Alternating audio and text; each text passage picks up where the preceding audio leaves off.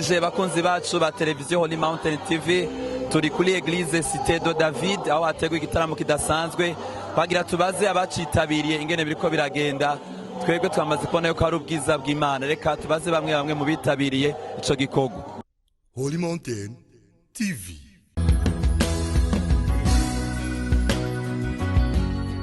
Mwiriwe. Amahoro cyane. Meze neza. Ko tugowe neza. Yego tubasanze ngaha kuri Eglise Nouvelle Cité de David, mbega mwaje gukora iki? Twaje kwifatanya na mwene data guhimbaza no kutazira. Twabonye ko mwari mu batumire bo muri iki gitaramo, mbega agaseke mwazaniye abasanzwe basengera ngaha naka?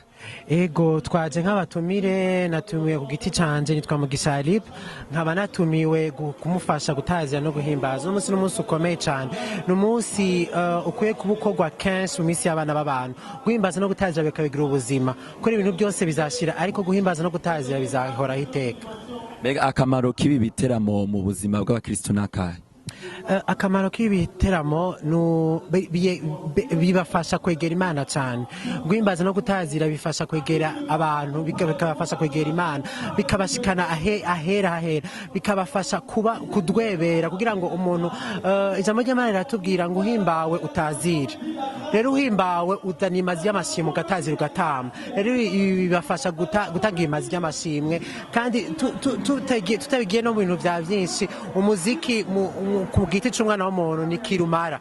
Rero tubishyizeho gutaziraho n'ibindi bintu, uzi kuzana amashimwe imbere y'Imana yawe n'ikindi kintu gikomeye cyane. Rero bino bihe n'ibintu byiza biri ku mutima w'umwana w'umuntu, bibafasha kuba bumva baguwe neza, eka bibashikana kure. Mbega itandukaniro ry'ibi biteramo nivyo tumenyereye mu isi ugwaruka rukunda niki nirihe?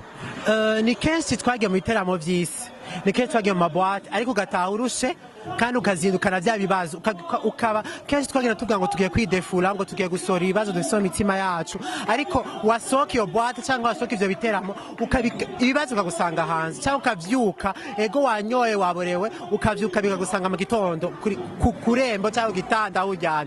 Ariko uje guhimbaza Imana yawe utahana inyishu y'ibibazo byawe, utahomvure uremurutse, utahumva hari ikintu gishasha wungutse, hakuza guta umwanya ugataha utanye n'ibindi bibazo binde. Ego mbega uko wari wateguye niko vyagenze?